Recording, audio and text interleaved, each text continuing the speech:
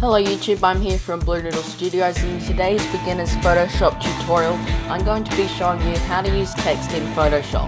So I'm going to be showing you all about using the text tool, how to create text, how to modify it, and how to apply some really cool effects to it. So here's just a little thing here. I'm just going to delete this and then I'm going to start new and show you how to create text from beginning to end. So firstly, you just want to make sure that you've got this little text window open. So if you go into the window menu up the top and make sure that you can see that it's open with the character thing. So if you go window and make sure that character is ticked, and you should have this window up because that's important. So the next thing you want to do is just have any sort of document open, it doesn't really matter, and then come into the text tool on the left. Now there are different modes of the text tool. You can do horizontal type, vertical type, horizontal mask, or vertical mask. Now I'm not going to go too much into the masks, but I'll explain them a bit more later. So firstly we want to just try out the horizontal type tool. So then we get this little icon here which will allow us to click somewhere and create a text box. Here we've just got this here, we've got a few other simple options here. We've got a drop down menu to choose the font, choose the style, so whether we want it in bold or italic. We can also change the font size here by, you can either press the drop down menu, you can type in something, so for example 30, or you can use this to zoom it up and down by clicking on the icon and dragging. And here you can change how the font smoothing works. This is more of an advanced option, and most of the time you won't really need to play around with this, so just leave it on smooth for now. So here you've got the alignment, whether you want it on the left, center or right, color. In here you can do some different warping effects, and here's the button which also is another way to open the character window here. So what we're going to do is, if we've got all these settings just how we want them, we can click anywhere and that'll create a text box. So then we can just type whatever we want to.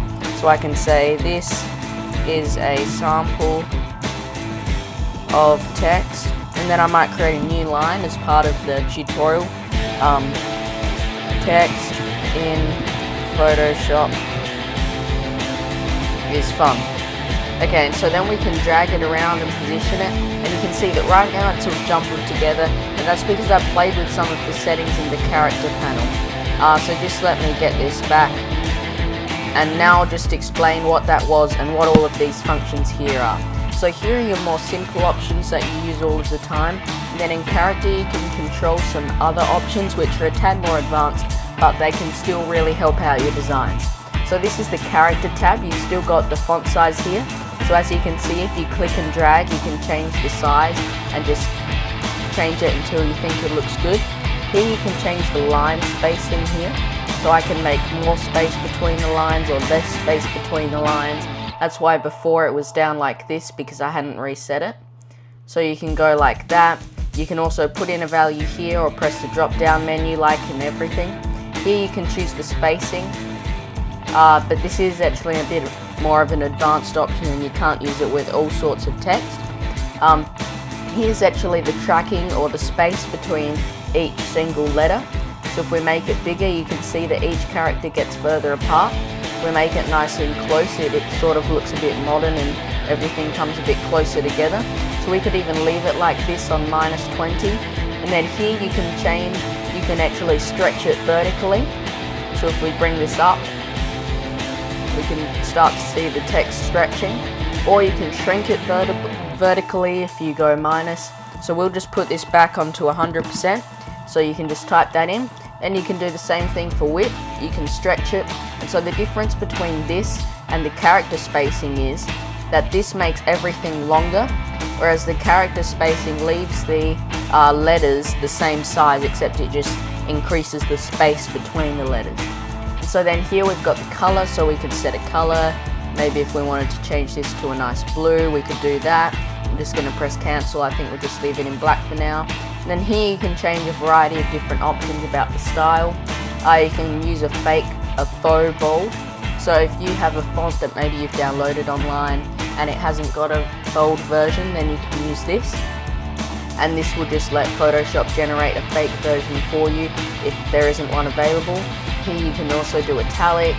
And so there's heaps of different slightly more advanced options here. You can even do underlining. And so that's most of the things about text. That's most of the stuff you need to know. I'm just going to go into a few other things quickly while we're still in here. So then you can just press tick. Hang on, just let me show you that again. Once you've selected all your options, if you want to go back, you can press the cross, or if you want to apply them, you can press tick. And just quickly, if I show you this text warp option that I said I would go over before, here's how you can create a sort of 3D effect to your text. So you can do something like that, and all you need to do is fiddle around with these. You can change how much it is, you can add different distortions and things. So there's all sorts of cool things you can do with the warp text function. Then I'm just going to come back in here and press tick, which will apply what I did. So if I just drag this up using the move tool, and I'm going to come back to here and show you the vertical type tool. So this function is pretty much the same as the normal type tool. If I just hide this, except obviously it's vertical.